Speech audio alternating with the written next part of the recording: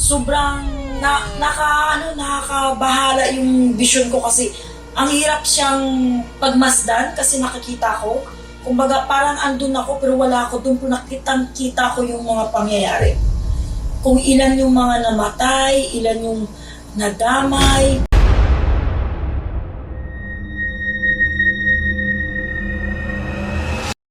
Hello po mga ka-PTV, sa video na ito ay tatalakayin natin ang masasamang pangitain sa isang probinsya na ito ayon sa mga visions ni Madam Rudy Baldwin.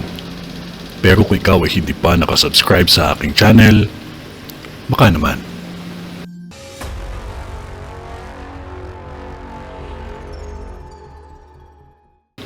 Maging maingat lamang ang lahat dahil may dalawang malaking sunog.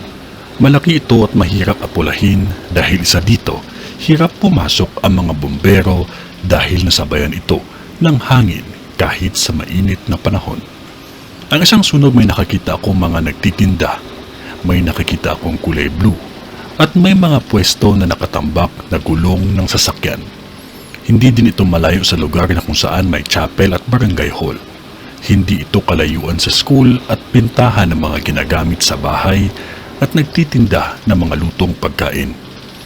At ang isang pang sunog na nakikita ko sa vision ko ay sa lugar na kung saan may mga nagtitinda ng mga antik. At may nakikita akong factory sa lugar na ito na masusunog. Sa vision ko, 4 ang sunog na magaganap pa lamang. Ngunit 2 dito ay malawak ang apoy na umabot ng ilang alarma na siya ding sanhi ang pagbagsak ng poste. Sa vision ko, may sunog sa lugar na kung saan madaming paninda at malapit lang dito